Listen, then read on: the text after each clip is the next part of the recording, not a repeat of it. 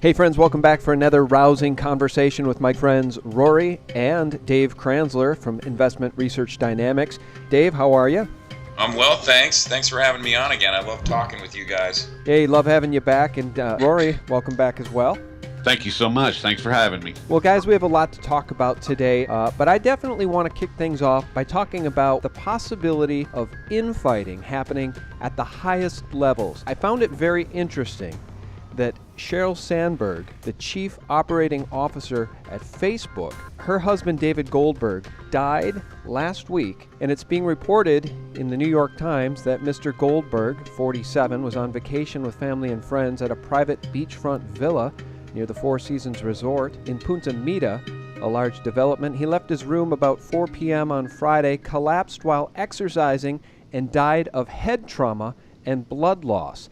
And it's just a very fishy story. I want to play this clip from Kevin Blanch. Kevin Blanch, if you guys don't know, has a YouTube channel. It's Kevin Blanch on YouTube. This is a major story, and I'm going to tie this all in. And this is, again, why you have to do the work. These are the ugliest human beings in history, inside and out.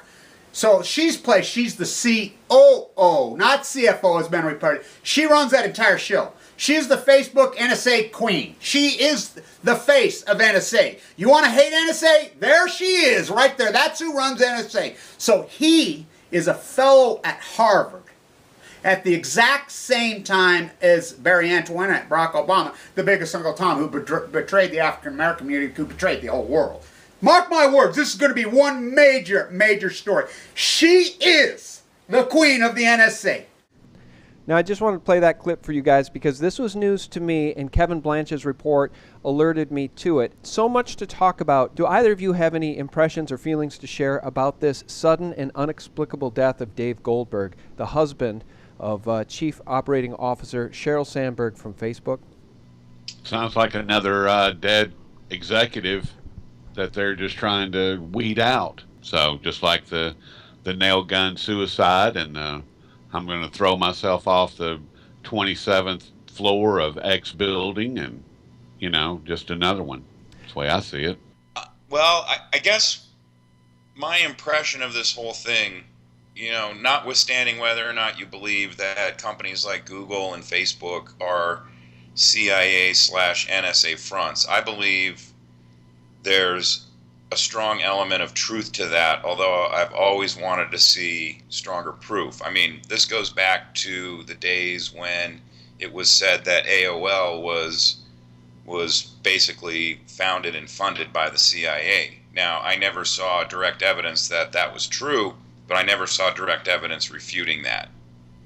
And sort of the same situation applies with Facebook and Google, although I can certainly see where Facebook and Google would prove to be infinitely invaluable as an information source for both the CIA or the NSA. But putting all that aside, the only thing that I can say about this that I can really grab onto is that the cause of his death is very suspicious. Now, this is from the New York Times report on it. Quote, Mr. Goldberg left his room around 4 p.m. on Friday, collapsed while exercising, and died of head trauma and blood loss, said the spokesman. His brother Robert Goldberg found him on the floor of a gym at around 7 p.m. with blood around him. The spokesman said it appeared he, quote, fell off the treadmill and cracked his head open.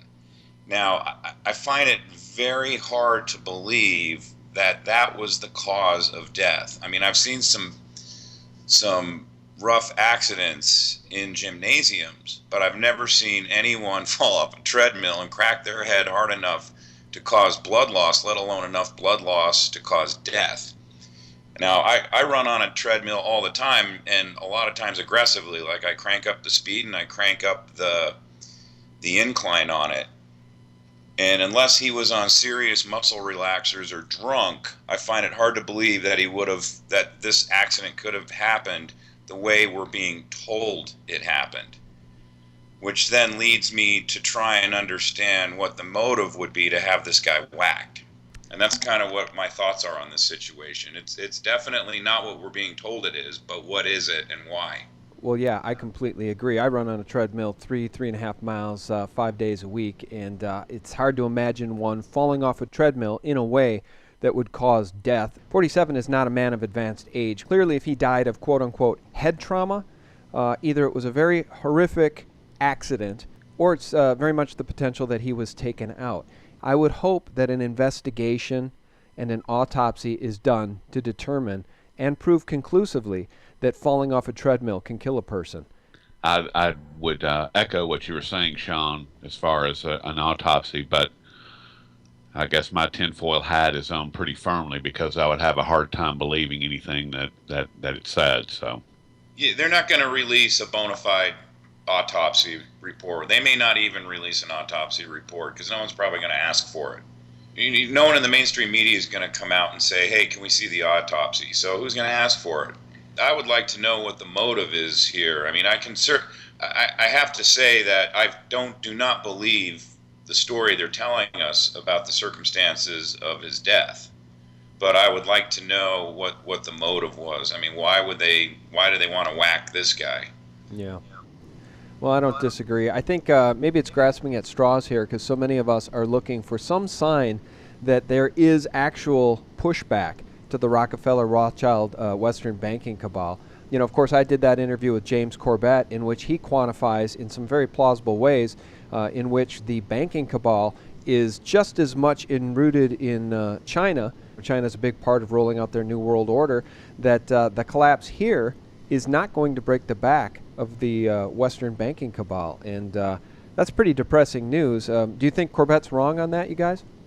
I do not. I think he's absolutely spot on. I mean, otherwise, why would all of the Western entities, all the Western sovereign nations be joining the AIIB, and with the exception of the United States, which is kind of suspicious in itself, and why would they be allowed? Why is the CPM group or the gold exchange, why are they setting up from out of Chicago? Why are they setting up in Shanghai? There's too many signs that say that the rat is changing locations. I've always thought that high-level bankers don't have any allegiance to any one country. I think they nest wherever they're allowed to nest and suck as much wealth as they can from the population. And then when there's no more wealth to suck out, they move on to their next victim. So greed does not have allegiance. And at the end of the day, international bankers are driven by greed and power. And so, yeah, I mean, I noticed, quite some time ago that all of the too big to fail banks that are seated in this country right now have not relocated, but they've opened up offices all over Asia, including Hong Kong and Shanghai, and that told me that there's definitely going to be a shift going on. I mean, Jim Rogers, who's obviously he comes out and criticizes everyone, but he's still part of the inner club, and I know from a very credible source who asked me not to share the email with anyone that he shared with me. Rogers loves being part of the club, but he was one of the first high-profile guys to move from New York to Singapore. And that kind of tells you all you need to know about where this whole thing is going. So, and I think you need to differentiate. I've done a lot of thinking about this, and a lot of my thinking on it has come from private conversations I've had with Paul Craig Roberts. I think there's two sources of power in this country. One is from the banking cabal, and the second one is from the military complex cabal. And I think those two are actually at odds. And I do think that the military conflict between ourselves and Russia and China, I think that's very real. Mm-hmm. And so, in what you would probably term the neocons, I think those are the ones that are driving the hostilities. And I think that's where the danger is in the potential for a nuclear war. Yeah, I don't disagree with you. I think that and as it relates to China, I hope that there will be an ultimate double cross of the Rothschild Rockefeller banking cabal and the ruling elites, to the degree that, the Chinese in the art of war, they're in a multi-century long chess game, just like the Rothschilds have been in a multi-long century chess game against humanity, essentially. It'd be my hope that the Chinese would double-cross them at some point, and that the powers that be, which Corbett describes as the New World Order, this is all part of their New World Order agenda, and they need the United States and this economy to collapse so they can usher in their New World Order, and China is a big part of that puzzle. I guess it's just my hope that China would ultimately double-cross them. And Rory, as you and I have talked about, the Opium Wars come to mind. Right. Hopefully China will remember what was done to them, and these oligarchs in China are just playing along in an art of war sort of fashion, and ultimately will double-cross the New World Order and the Illuminati powers. Well, while you were talking, that's exactly what I was sitting here thinking is that it's really the only hope that we have, is that it is, in fact, a gigantic chess move on the Chinese part, and when the time is right, they're going to unleash the payback from the Opium Wars, because that was devastating to that nation. Not only to their economy, but to their people. I mean, my God, it was just horrific. I mean, if you go back and look at some of the history of what was done to these people, I mean, it's just incredible. And that's really, I pray that's what's happening. I really do, because these people are evil, they are sinister, and they need to be rooted out of our world. And we've discussed before, Putin's role as well. I mean, and Dave, you think that he's not playing along, and I hope that I think that may be part of it as well. I mean, there's some really big chess players out there right now, and there's some big moves that are happening that are just, oh man, it makes my head spin to think about it sometimes. Yeah, I'm not sure it's as simple as kind of, well, the oligarchs and Western influence elitists are all in bed with the United States elitists and the European elitists. I do think it's multifaceted. And Dr. Roberts has written articles where he references fifth column influences in Russia and China, and the fifth column influences would be the pro-Western factions in both those countries that are basically, a lot of it is been planted by the CIA over the years, but a lot of the guys that are the leaders of the people that you would identify as fifth column leaders are Western educated. But the Chinese Communist Party is not loaded with that. There's different factions within the party itself, and Putin is clearly not a fifth column influenced. He hates the United States. I mean, he was bred in the KGB. He saw what happened to Russia when it basically fell from its power roost. And guys like that, they want revenge. Mm-hmm. So I think it's, and again, it's not like this. I still don't think that this country is completely controlled by the bankers and the Rockefellers, et cetera. I think there's some other factions inside the government, like in the military complex and the intelligence complex, that have a different agenda. And I think a lot of these guys actually love this country. The bankers have no allegiance. They could give a crap either way. Yeah. So, to me, and again, my whole thinking on this matter just kind of boils down to looking at history. And there's never been a time in history when the power mongers from multiple countries have been willing to share power. There's always been one guy who's risen to the top. Yeah. And I think that's just human nature. It's human nature to not want to share power. And I think, to me, that's where I'm rooting my hope that someone can rise up and overthrow all the evil that's taken over this country. Yeah, I hope so. You say one guy rises to the top. Of course, I think of one family, the Rothschilds, and of course, they're partners in crime at this point, the Rockefellers. But I just want to say this as it relates to other powers also yielding control within the United States. I don't know if you guys saw this, but I posted it at SGT Report, and it kind of plays into what Catherine Austin Fitts has been talking about with the breakaway civilization and the secret space program and the slow burn. Here's the article. U.S. military goes to the stars. Americans stay grounded, I wrote. Secret Air Force space plane gets Darth Vader-style engine. Let me just read this to you guys.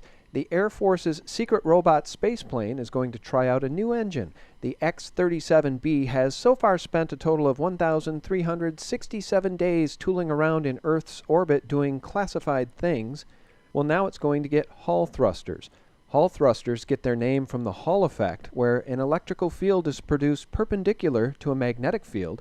Set up in an engine, this electric field accelerates ions from a noble gas like xenon, propelling it outwards fast enough that they can provide thrust for the vehicle. I read that to you guys because, of course, as you know, NASA's Space Shuttle for the People program has been dismantled and put in the closet. But the military continues to have all sorts of sexy new technologies that it gets to use for its benefit in missions that are classified, as the rest of us get stuck here ground-based and get to suffer the effects of geoengineering. I just find it fascinating that the military has Hall thrusters and we still have petrofuels to run our vehicles on. Any reaction to that story, guys? That's all news to me. I'm not sure what a Hall thruster is or what it does. As far as, is this a different type of fuel? No, it's a different type of propulsion system, and I think the takeaway from this article is twofold, one of which is to remind people that the Air Force has an X-37B, which has been tooling around in Earth orbit for the last 1,367 days with no need to refuel, and that in itself is exotic technology, and now it is being made public by Popular Science that they have this Hall thruster, which is clearly the next evolution in technology that they're at least willing to make public through a publication like Popular Science. It makes you wonder what they have that they're not telling us about. Well, I think there's a reason why they let stuff like that leak out. Now, whatever the reason is, I don't know, but clearly the only reason we have that information is because they let it leak out. But I would also suggest, and I think they're trying to showcase their technological superiority. I think Russia and China are probably on the same curve as the United States technologically. In other words, I don't think the U.S. is developing anything that Russia and or China don't have the equivalent of. Mm-hmm. And there's probably some areas I've read about where China is actually more advanced than the United States now.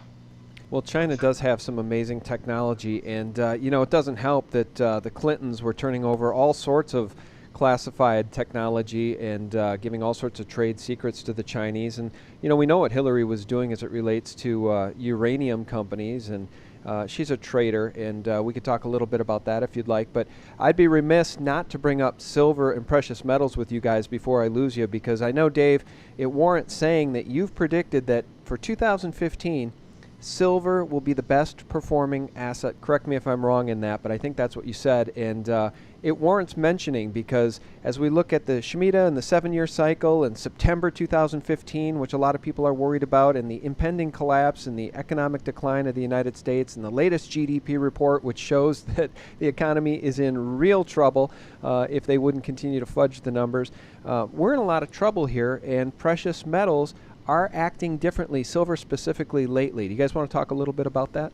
Sure. I said in February, I put out a report that I said silver is going to be the best performing asset for 2015, and I reiterated it yesterday in a short podcast that Rory and I did for the Shadow of Truth, and I still believe that. Now, I compared silver to gold in the S&P, so silver was up through yesterday, up year to date 6%. The S&P was up a little over 2%, and gold was up, basically flat on the year. It was up a little bit.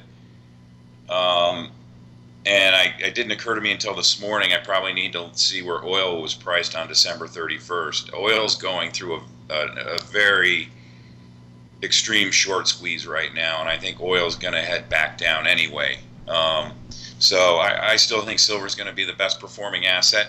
I think that we're seeing a lot of indications that there's shortages of silver for delivery, and I think that silver is going to lead both the gold and silver, collectively the precious metals, into their next, I'd call it their second leg of this bull market. That'll take them up to levels that I think people wouldn't even believe is possible. And I think that's going to happen in conjunction with the dollar. I think the dollar is getting ready to go through a pretty shocking sell-off. Rory, any comments? I would agree with that wholeheartedly. And one of the things that I was looking at this morning, it's more related to the economy, Sean, as far as what you were saying, the GDP falling off a cliff. There was an article that was released this morning, and I actually wrote about it. The global economy is coming to a halt. And coming out of China, what we find out is the container shipments, they've basically come to a halt. And if you combine that with the Baltic Dry Index, which has been bottom bouncing for, I don't know, close to a year now, we aren't going anywhere. So which ties into what Dave was saying as far as the S&P being only at 2%. That's completely manipulated. Silver and gold, as we know, or both of those markets are manipulated. If you're not holding silver and gold right now, then I really feel for you, because they are going to perform quite well. And the September timeline that you referenced, Sean, there's a lot of people that are looking at that. I mean, and I've been hearing that since October of last year, since October of 2014. That's something that we all need to be aware of, this end of second quarter, beginning of third quarter 2015, that things are going to look a lot different. Whether it's tied to the Shemitah or what it's tied to, I'm not sure. You know, if it's just the raw numbers. But, I mean, we've got these real indications. You know, Michael Snyder writing about 6,000 retail stores that are going to be closing between now and the end of 2016. Yep. That's real. Yep. I mean, you know, so. Especially in a service economy. I mean, in a service economy. What do we have left when all the retail closes? You know, what do we have left when all the restaurants close? I know they're busy, guys, on Friday night when you go out to your local P.F. Chang's.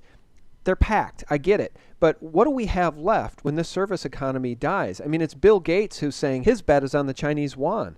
And Kranzler, as you've been talking about, and others, the suspicion is that the SDR will soon contain the Chinese yuan. They're de-dollarizing the dollar, and they are shoring up global interest in the yuan, which is going to be revealed, I think, as being gold-backed at some point in the future. This is a changing paradigm. And I'll tell you what, the other thing I want to ask you guys about is inflation and hyperinflation. Dave, are you seeing any signs of hyperinflation? I'm going to just share a couple of anecdotal things. Our friend, the Wealth Watchman, talks about the worst asset class to own during the collapse, and he's talking about these homes now selling and these New York apartments selling for $100 million. In 2013, a Ferrari GTO sold for $52 million. We're seeing inflation, astronomical numbers being paid for things like cars and homes and apartments. But we're not seeing hyperinflation in the real economy, or are we? I think it kind of depends on, how you want to define hyperinflation. Yeah, I do too. Now, for sure, the majority of the money that was printed by the Fed is still inside the banking system. It's sitting in the excess reserve accounts of the too big to fail banks. In fact, about 2.6 trillion of the 3.6 trillion that the Fed printed is still sitting in the excess reserve account. So it's still inside the banking system, and it hasn't leaked out. It's sort of leaked out into the real economy, but no one in the real economy has benefited from it. And that's probably part of the reason why you're not seeing what you would think of as, oh, I sat down at a cafe this morning to have a cup of coffee, and by the time I ordered my second cup of coffee, the price had gone up 10%. That's what happened in Weimar, Germany. I think we're probably going to see that. But let's just look at gasoline. Gasoline is up almost 30% this year. Mm-hmm. That's a definition of hyperinflation, in my opinion. The price of ground beef. I mean, every time I go to the grocery store all the time, and every time I go there to buy ground beef for tacos, the price is higher, mm-hmm. and I end up getting lower quality ground beef because I don't want to spend more money for the ground Angus. And so I think it's kind of the boiled frog syndrome, where you're maybe not noticing it on a day-to-day basis, but if you want to measure the price of a real basket of goods from a year ago and measure it today, I think you're probably going to be quite shocked at how much higher prices are. Can I ask you something? You mentioned that 3.2. What was that number sitting in the Fed's accounts? The 3 trillion? Well, the Fed printed about 3.6 or 3.7 trillion. That was about the size of the QE. 2.6 trillion of it is sitting in the excess reserve accounts of the banks. That's just cash that banks are holding. Got it. So you mentioned the 2.6 still sitting inside the banking system. Let me just ask you about this, though, because these numbers over time get very cloudy, even for those of us who follow it. Now, you guys know Bernie Sanders has thrown his hat into the ring and hopefully can give Hillary a run for her money. God knows we don't want her to be on the ticket for the presidential nomination. But the Fed audit back in 2011 revealed that the U.S. provided a whopping $16 trillion in secret loans to bail out American and foreign banks and businesses during the economic crisis. $16 trillion. How do we account for that money? How do we know if that's ever been paid back? I'm sure it hasn't. I mean, we talk about inflation and hyperinflation. We talk about balances that the banks are holding.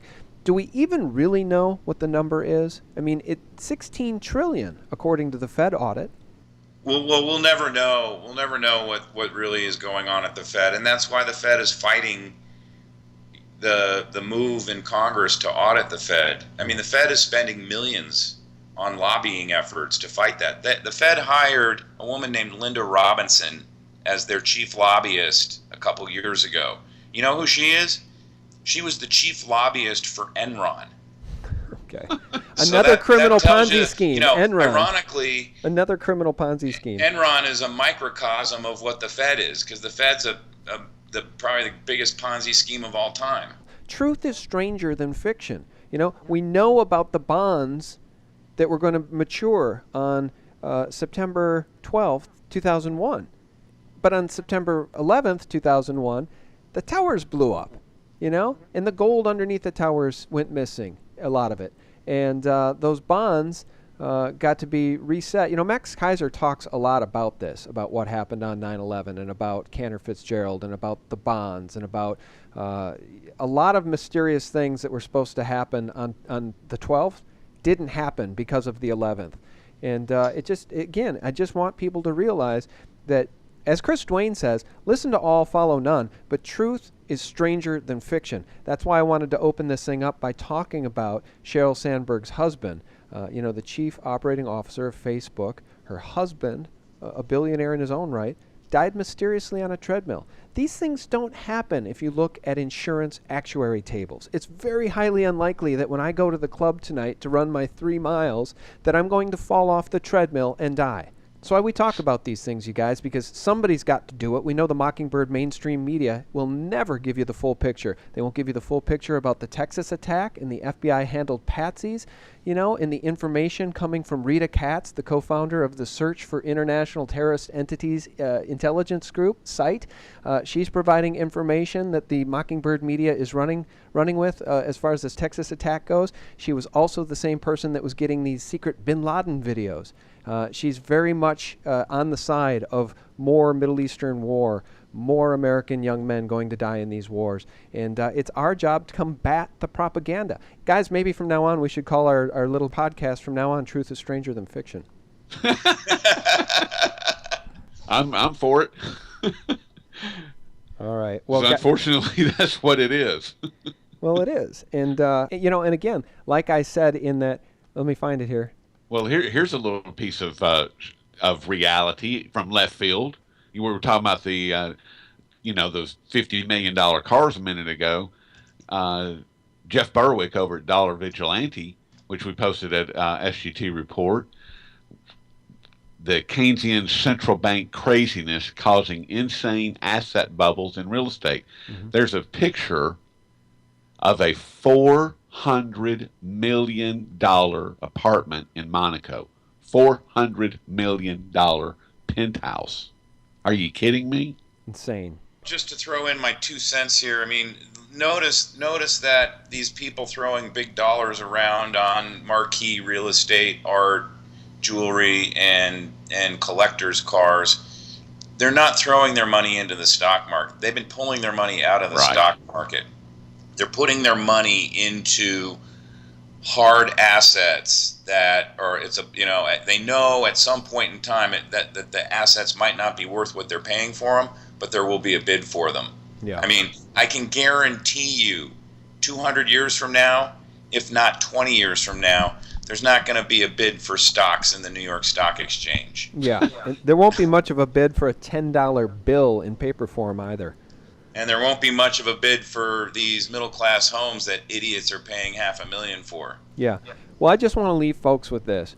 When you visit our sites, when you visit SGT Report, if you see something that you just innately disagree with before you've clicked play, you don't have to push play. Some of this material we post because we find it intellectually stimulating. We find that even the most fringe information coming from guys like Ben Fulford or pick your source can spark thought and can spark conversation. And sometimes maybe it can lead us to kernels of truth that may have otherwise gone uncovered.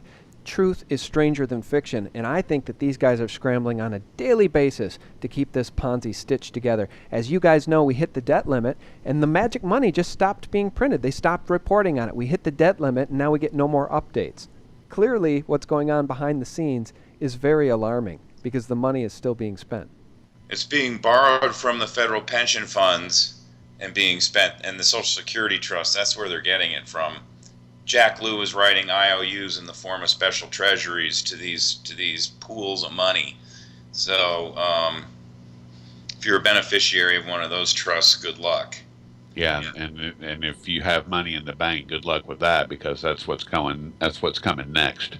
Yeah. They've been saying it for 2 years at least. Yep. And now we see in Australia there's a move to ban cash. There's a move to take us into this cashless society. Everywhere to ban cash. That's coming to this country too. Yep, absolutely. And it was from the great work of Aaron Russo, his honesty, essentially, to share with the world what he knew from being friends with Nick Rockefeller, that this was all part of the plan. They were going to have an event in New York, and then troops were going to go into the Middle East, Iraq, Afghanistan, and they'd be searching in caves for this invisible enemy that they'd never find, and that totalitarianism and the police state would roll out at home, and ultimately they would move us into what they want, which is their vision for the New World Order in a cashless society here at home. We can see it all playing out, and it's playing out faster and faster on a daily basis, and that's why we have these conversations. That's why we document the collapse, and that's why it's a joy to have on Rory from the Daily Coin and SGT Report, and our friend Dave Kranzler from Investment Research Dynamics. Guys, thanks so much for joining us. Thanks for having me, Sean. It was great to be here. Yes, thank you very much. Well, thank you, guys. Guys, thanks so much for tuning in. We do appreciate your support at sgtreport.com and thelibertymill.com. Real news 24/7. Have a great week.